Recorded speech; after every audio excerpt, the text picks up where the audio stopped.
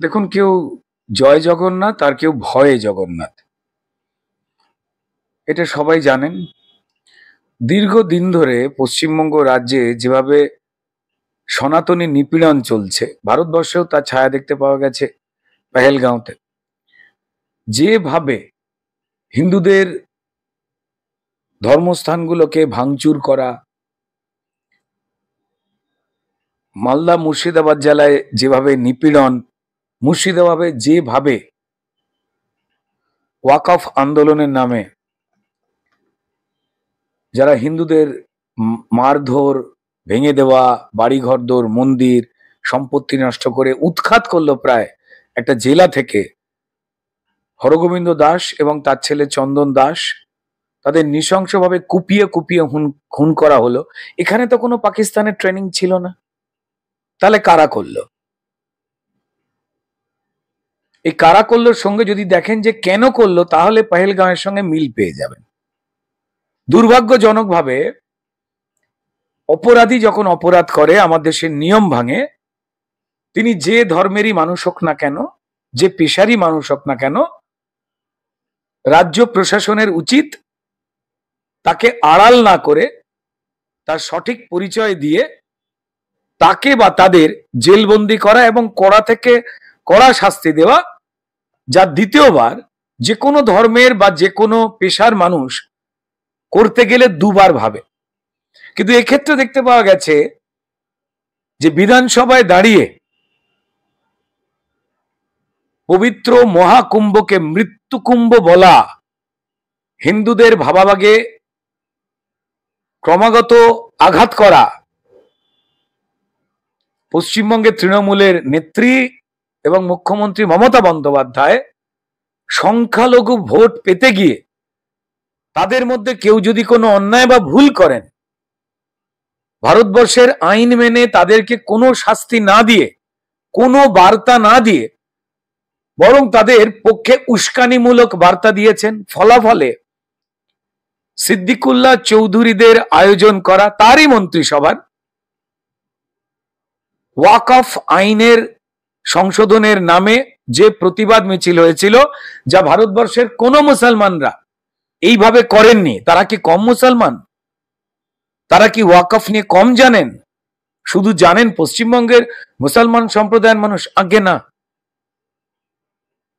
যে যে গরিব দরিদ্র মুসলমানরা নেমেছেন, তাণ্ডব চালিয়েছেন, হিন্দুদের পতাকা খুলেছেন, মূর্তি দেখলে ভেঙেছেন, যা আমরা সবাই দেখেছি, ভিডিওতে দেখেছি, বিভিন্ন নিউজে দেখেছি, তাদের পেছনে তো কোনো পাকিস্তানের মদদ ছিল কি?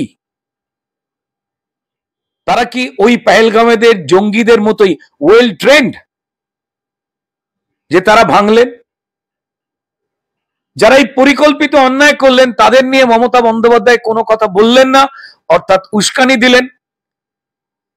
অর্থাৎ হিন্দু ধর্মকে খতম করো, হিন্দুদেরকে বিতাড়ন করো, তাতে প্রশ্রয় রয়েছে মমতা বন্দ্যোপাধ্যায়ের, তা স্পষ্ট এবং প্রমাণিত।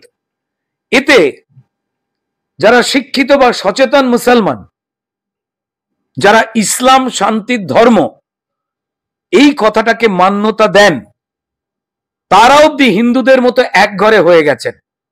কারণ যখনই এই খুন, জখম, রাহাজানি, বাটপাড়ি, ধ্বংসলীলা চালানো কোন মানুষকে রাজ্য প্রশাসন প্রশ্রয় দেয়, পুলিশ হাত গুটিয়ে দেখছে, হিন্দুদের ঘর ভাঙা হচ্ছে, মন্দির ভাঙা হচ্ছে, খুন করা হচ্ছে, তারা ফোন করে করে পাচ্ছেন না পুলিশকে।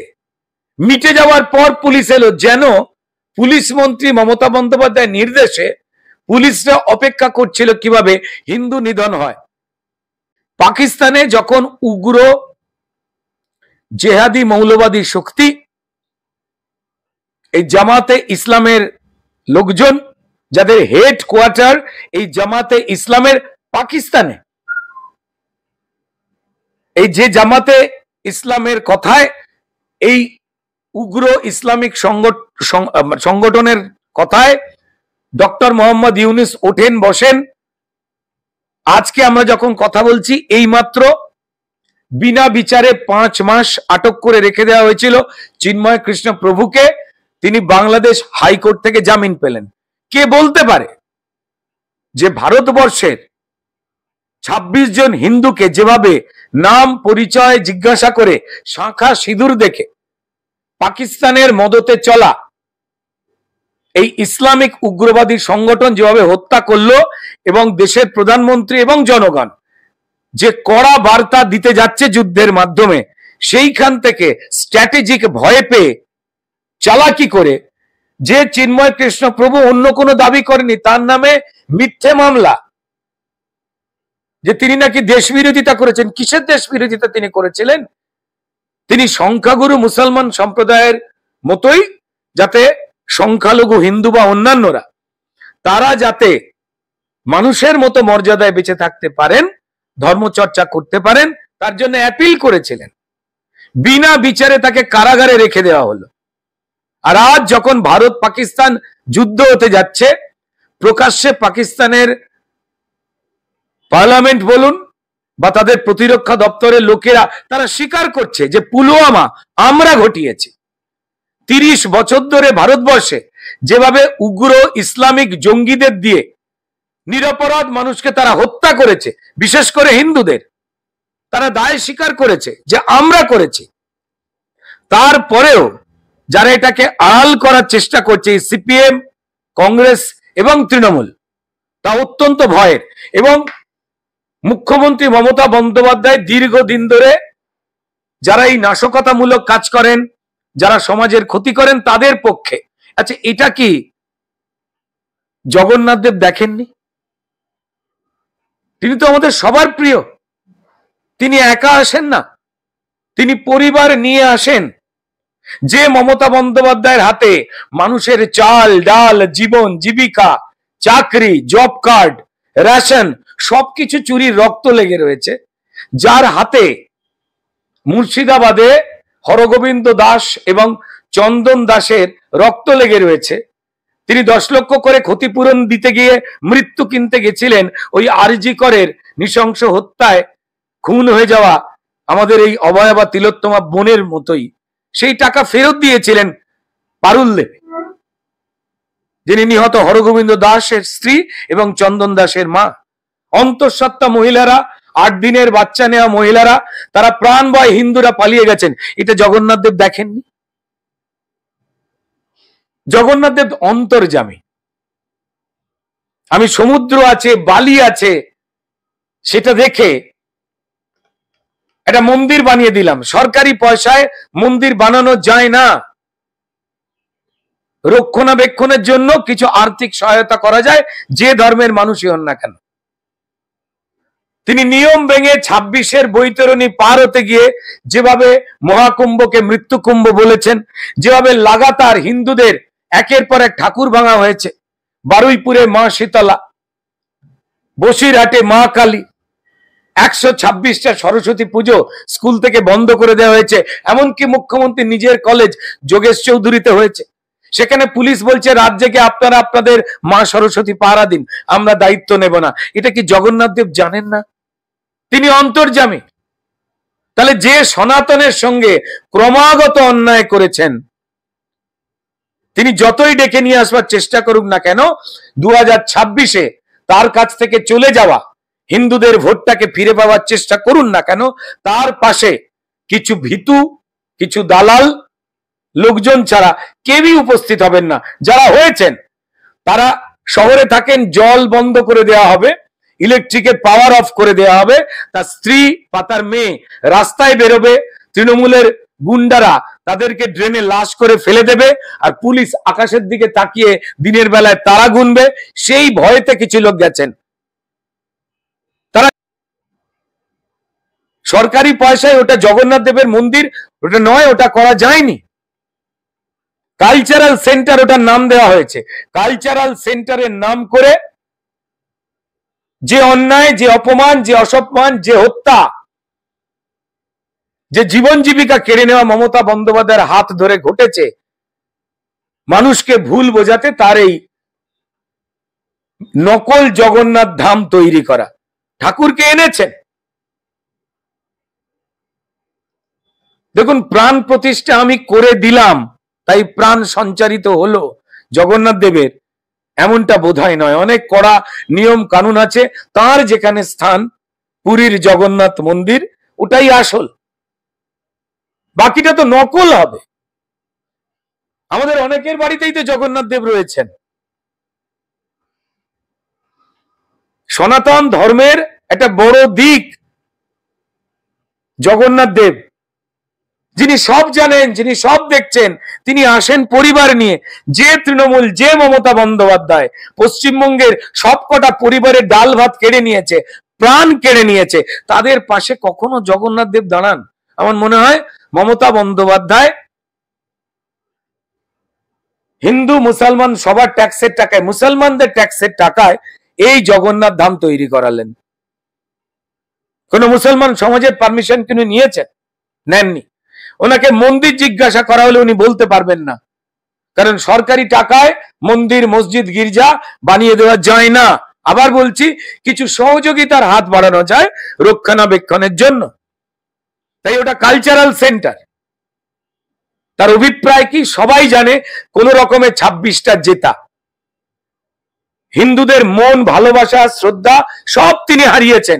যেভাবে ক্রমাগত হিন্দুদের বিরুদ্ধে কিছু উগ্রবাদী ইসলামিক শক্তিকে তিনি ছেড়ে রেখে দিয়েছেন, তাদের 30% ভোটটাকে এক করে রেখে দেওয়ার জন্য, যার জন্য তিনি যেতেন। কেন সরে গেছেন তার থেকে হিন্দুরা? ভুলে যান কে বিজেপি, কে কোন রাজনৈতিক দল। কেন সরে গেলেন হিন্দুরা? তিনি এদিকে জগন্নাথ দেবের মন্দির উদ্বোধন করবার জন্য ভক্তির পরাকাষ্ঠা হয়ে বসে থাকবেন, আর ওদিকে মাথায় হিজাব টেনে তিনি নামাজের মঞ্চে উঠে যাবেন, মসজিদে ঢুকে যাবেন। এটা কখনো সনাতন ধর্মে অ্যাকসেপ্টেড? মুসলমান ধর্মেও নয়, ইসলাম ধর্মেও নয়। যারা ওনাকে নিয়ে এটা করান, তারা নিজেদের ইসলামকে ছোট করেছেন ব্যক্তিগত ধান্দায়। কারণ তাদেরই ইসলামিক পরিবারের মায়েরা, বোনেরা যেখানে যেতে পারেননি, সেখানে তারা ব্রাহ্মণ বাড়ির মেয়ে মমতা বন্দ্যোপাধ্যায়কে ডেকেছেন এই কিছু ধান্দাবাজ ইমামের কথায় ঢুকে যেতে। তো তাই তার এই চেষ্টা বিফল। আবার বলছি, যে কোনো কাঠের মধ্যে, কোনো পাথরের মধ্যে, কোনো সিমেন্টের মধ্যে যতক্ষণ না ভক্তি থাকে সনাতন সম্পর্কে, যখন সেই আরাধ্য দেবতা তিনি যা চান মানুষের উপকার, জগন্নাথ দেব, বলরাম, সুভদ্রা, জগন্নাথ দেব মধ্যিখানে দাঁড়ান না, মধ্যিখানে দাঁড়ান সুভদ্রা। তিনি পারিবারিক, যারা পরিবারকে হত্যা করছে বাংলার, যারা পরিবারের যা প্রাপ্য তা চুরি করছে, যারা একগাদা শিক্ষিত শিক্ষককে বুকে লাথি মারছে পুলিশকে দিয়ে, জগন্নাথ দেব তাদের কথায় আসবেন? তার মূর্তি আসতে পারে, যতক্ষণ এই পাপ বিদায় হচ্ছে অন্তর থেকে, ততক্ষণ মূর্তি আসবে। জগন্নাথ দেব থেকে যাবেন যেখানে ছিলেন, তাঁর যা জায়গা। আমরা সবাই যেখানে যাই পুরীতে, জগন্নাথ দেবের ধামে। মমতা বন্দ্যোপাধ্যায় তিনি ভুল মন্ত্র পড়েন, তিনি ভুল নাম বলেন দেবদেবীর, ওকে ছোট করেন, তারপর তার মন গড়া জায়গায় জগন্নাথ দেবের। আবার বলছি, মন্দির তৈরি হওয়া মানে জগন্নাথ দেব সেখানে চলে এলেন এমনটা নয়, যদি না অন্তরে সনাতনের উপরে সেই শ্রদ্ধা থাকে। ওনার তো নেই, সবাই জানে। উনি ভোটের জন্য করছেন, সবাই জানে। উনি কাল থেকে বলতেই পারেন যে কালীঘাটের কচুরি ওখান থেকে বিক্রি হবে। এই বদময়, সেই অসভ্যতায় কি আসে যায়? কিন্তু হিন্দুদের যে ভাবাবেগকে উনি ছোট করছেন রাজনৈতিক চেয়ার এবং ক্ষমতা ব্যবহার করে, এইখানেই পুড়ে ছাই হয়ে যাবেন তিনি এই 26-এ। মমতা বন্দ্যোপাধ্যায় যেটা করলেন সেটা এক অন্যায় করলেন, আর এটাকে যারা মেনে নেবেন তো তারা নিজের ধর্মকে অসম্মান করছেন। এটা কেউ সিপিএম, বিজেপি, তৃণমূল, আমি এটা নিয়ে বলছি না। ধর্ম নিয়ে যা খুশি তাই করা যায় না, দুর্ভাগ্যজনক এবং এটা অন্যায়। অভিনেতা সাংসদ দেব তিনি বলছেন যে সম্প্রীতির ঐতিহাসিক মিলনক্ষেত্র দীঘায় জগন্নাথ ধামকে সাক্ষী রেখে মুখ্যমন্ত্রী গোটা দেশকে বার্তা দিয়েছেন, এবং আসলে দীঘায় এখন পর্যটনের সঙ্গে আধ্যাত্মিকতার মিলন ঘটেছে বঙ্গোপসাগরের সৈকত ভূমিতে। বিভেদ উড়িয়ে বাংলা থেকে ফের সম্প্রীতির নিশান উড়িয়ে মুখ্যমন্ত্রী বুঝিয়ে দিয়েছেন যে বাংলা চিরকাল দেশকে পথ দেখিয়েছে। এবারেও মুখ্যমন্ত্রী সেই পরম্পরা বজায় রেখেছেন। সাংবাদিক ময়ূখ রঞ্জন ঘোষ তিনি কিছুদিন আগে এই কাশ্মীর প্রসঙ্গেই নিজের অনুষ্ঠান সঞ্চালনার সময় তিনি বলেছিলেন একই বৃন্তে দুইটি কুসুম, কিসের কুসুম? এবং এরপরেই তিনি যে প্রশ্নটা করেন সেটা হচ্ছে যে সেকুলার শব্দ ভারতের সংবিধান থেকে সরিয়ে দেওয়া হোক, কারণ এই শব্দটা ভারতে কোনোদিনই ছিল না। নিজেকে সেকুলার মনে করে থাকলে দেশ থেকে চলে যেতে পারেন, এই কথা ময়ূক রঞ্জন ঘোষ বলেছেন।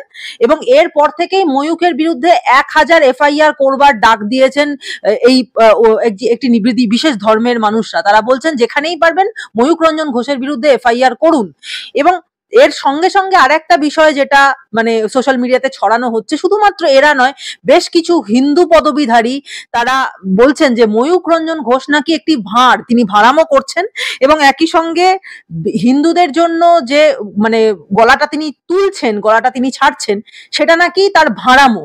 দেখুন, একটা হচ্ছে তৃণমূল হিন্দু এবং একটা হচ্ছে সিপিআইএম হিন্দু।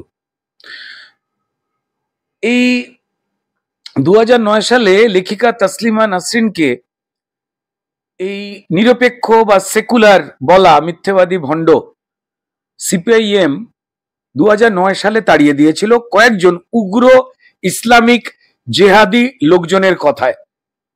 সারা পশ্চিমবঙ্গের লোক কিন্তু বলেননি, একবার হাতে গোনা কয়েকটা লোকের কথায়। তার কারণ তাদের কথায় মুসলমান সমাজের ভোটটা এদিক ওদিক হয়,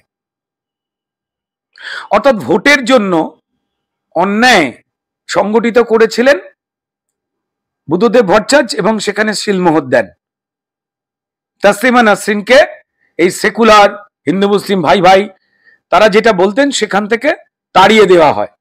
তারা আবার বিধানসভায় একটা যাতে সিট পাওয়া যায় সেটার কথা মাথায় রেখে প্যালেস্তাইনে যখন মুসলমান সমাজের মানুষ মারা যান তারা পশ্চিমবঙ্গে মিছিল করে কাঁদেন, কিন্তু যখন বাংলাদেশে হিন্দু নিধন হয় তখন তারা চুপ করে থাকেন।